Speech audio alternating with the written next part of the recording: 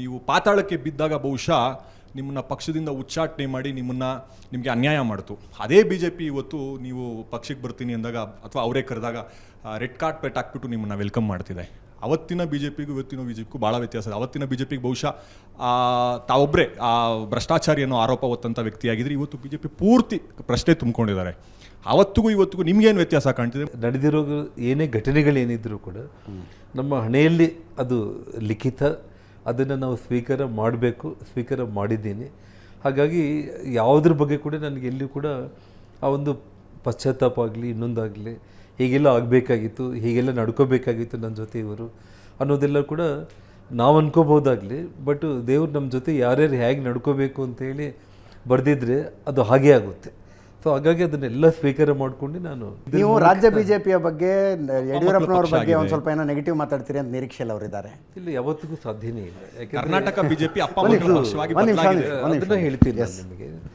ಸನ್ಮಾನ್ಯ ಯಡಿಯೂರಪ್ಪನವರು ನಮಗೆ ಅವ್ರನ್ನ ನನಗೇನೋ ಒಂದು ಪೂರ್ವಜನ್ಮದ ಒಂದು ಋಣಾನುಬಂಧ ಏನಾದರೂ ಇರುತ್ತೆ. ಯಾವತ್ತಿಗೂ ಕೂಡ ಅವ್ರನ್ನ ನೋಡಿದ ತಕ್ಷಣ ನಮಗಿರುವಂಥ ಒಂದು ಪ್ರೀತಿ ವಿಶ್ವಾಸ, ಅವ್ರಿಗೂ ನಮ್ಮ ಬಗ್ಗೆ ಅದೇ ಗೌರವ ಪ್ರೀತಿ ಅನ್ನೋದು ಇರುವಂಥದ್ದು. ಇವತ್ತು ವಿಜೇಂದ್ರ ಅವರು ಇವತ್ತೇನು ರಾಜ್ಯಾಧ್ಯಕ್ಷರಾಗಿದ್ದಾರೆ, ಇವತ್ತು ಒಬ್ಬ ರಾಜ್ಯಾಧ್ಯಕ್ಷರಾಗಿ ಯಡಿಯೂರಪ್ಪ ಅವರ ಮಗ ವಿಜೇಂದ್ರ ಅನ್ನೋದಕ್ಕಿಂತ ಕೂಡ ವಿಜೇಂದ್ರ ತಾನು ಒಬ್ಬ ರಾಜ್ಯಾಧ್ಯಕ್ಷ ಅಂಥೇಳಿ ಈಗಾಗಲೇ ಕೆಲವೇ ತಿಂಗಳುಗಳಲ್ಲಿ ಪ್ರೂವ್ ಮಾಡಿಕೊಂಡಿದ್ದಾರೆ ಇಡೀ ರಾಜ್ಯಾದ್ಯಂತ ಅವರು ಓಡಾಟ ಮಾಡಿ. ಹಾಗಾಗಿ ನಾನು ವಿಜೇಂದ್ರ ಅವ್ರ ಜೊತೆ ಕೆಲಸ ಮಾಡ್ತಾಯಿದ್ದೀನಿ ಅನ್ನೋಂಥ ಸಂದರ್ಭ ಬಂದಾಗ ವಿಜೇಂದ್ರ ಅವರಲ್ಲಿ ಯಡಿಯೂರಪ್ಪ ಅವ್ರನ್ನ ನಾನು ಕಂಡಂಥ ಒಂದು ಸಂದರ್ಭವೂ ಬರುತ್ತೆ. ಮತ್ತು ವಿಜೇಂದ್ರ ಕೂಡ ಎಲ್ಲ ರೀತಿಯಲ್ಲಿ ಒಂದು ಒಳ್ಳೆಯ ಶಕ್ತಿವಂತನಾಗಿ ರಾಜ್ಯಾಧ್ಯಕ್ಷನಾಗಿ ತುಂಬ ಅಚ್ಚುಕಟ್ಟಾಗಿ ಅವ್ರು ಕೆಲಸ ಮಾಡ್ಕೊಂಡು ಹೋಗ್ತಾ ಇದ್ದಾರೆ.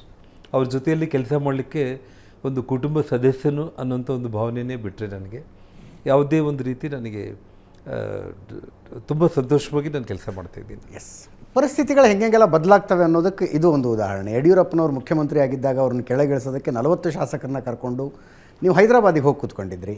ಅದೇ ನಿಮಗೆ ಅಜಿತ್ ಒಂದು ವಿಷಯ ಹೇಳ್ತೀನಿ. ಎಸ್, ಅವ್ರನ್ನ ಕೆಳಗಿಳಿಸೋದಕ್ಕೆ ಅನ್ನೋಂಥ ಶಬ್ದ ಎಲ್ಲಿ ಕೂಡ ಅವತ್ತಾಗಲಿ. ಓಕೆ, ನಿಮ್ಮ ಹತ್ರ ಎಲ್ಲ ಮೀಡಿಯಾ ಕ್ಲಿಪ್ಪಿಂಗ್ಸ್ ಇದ್ದರೆ ನೀವು ನೋಡ್ಬೋದು.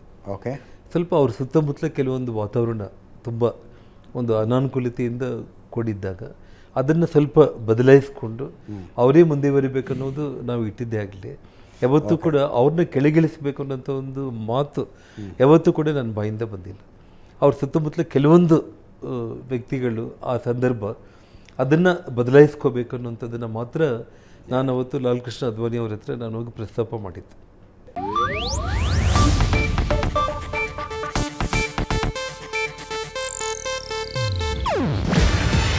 ಇದು ಏಷ್ಯಾನೆಟ್ ನ್ಯೂಸ್ ನೆಟ್ವರ್ಕ್ ಪ್ರಸ್ತುತಿ.